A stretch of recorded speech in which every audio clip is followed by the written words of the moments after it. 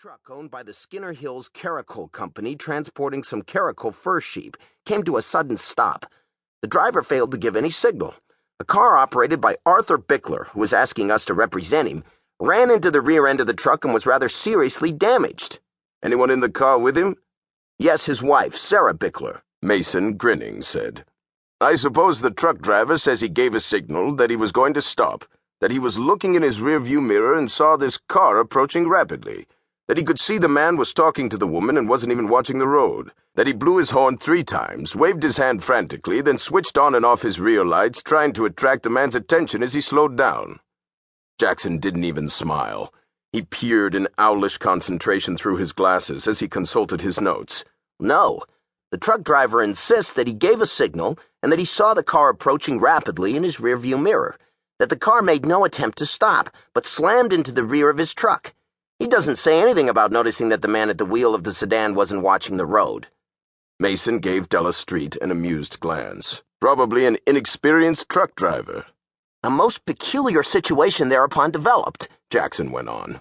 Arthur Bickler got out of the sedan. The truck driver emerged from behind the wheel of the truck. There was the usual exchange of comment, of recriminations and assertions.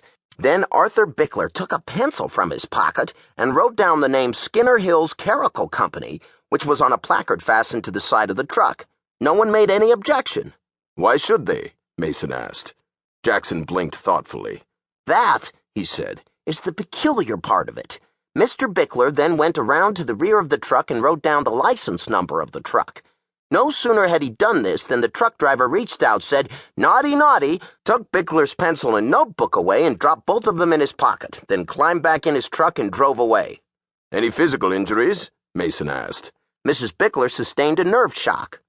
Any listing in the phone book of Skinner Hills Caracal Company?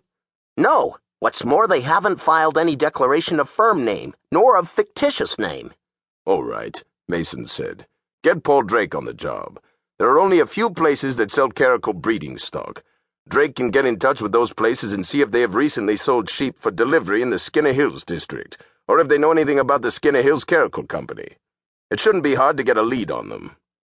We are confronted in this case by all the uncertainties of the average accident case, Jackson pointed out. Our client may be without a remedy under the doctrine of last clear chance. Then there is also the question of contributory negligence. I'm somewhat dubious. Don't let yourself get that way, Mason interrupted. A dubious lawyer isn't worth a damn to himself or to his client. If you think we have a chance, go to it. Very well. Since there is the question of advancing money for an investigation, I thought I should have your permission before incurring the expense. You have it, Mason said. Jackson closed the door, and Mason looked at Della Street with twinkling eyes. You must admit, Jackson's a bit conservative, Della said demurely. Aren't all lawyers? Mason raised his eyebrows, and Della added hastily. An impulsive lawyer might be dangerous. The trouble, Mason said, is that cautious lawyers get in a rut. Now take Jackson. His mind is occupied with demurrers, with pleas in confession and avoidance. He has no use for the extemporaneous. He has thwarted all impulses. He never trusts his own ideas. Unless he can find a case which is on all fours, he's afraid even to think. When he married a widow. He doubtless could make no romantic approach to a woman until he had evidence that previous romantic activities had been established, thereby having the assurance of precedent, and— Mason's telephone rang. Mason nodded to Della, and she answered it, turned to Mason and said, Gertie wants to know if you will accept a call from Mr. Sticklin of the firm of Sticklin, Crow & Ross. He insists on talking with you personally. Mason reached for the telephone. Tell Gertie to put him on. Hello? C.V. Sticklin, Mr. Mason, of Sticklin, Crow & Ross. Yes, Mr. Sticklin. Are you representing a client by the name of Bickler, Arthur Bickler, an auto accident case? Yes. What, Sticklin asked, would your clients want by way of settlement? How much are you willing to pay? Sticklin's voice was cautious. For a complete release from all parties concerned, my clients might go as high as $300. You're representing the Skinner Hills Caracal Company? Yes.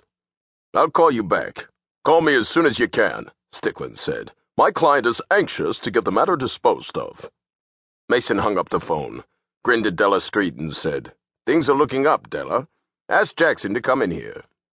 A few moments later, Della Street was back with Jackson in tow. The Bickler's still in your office?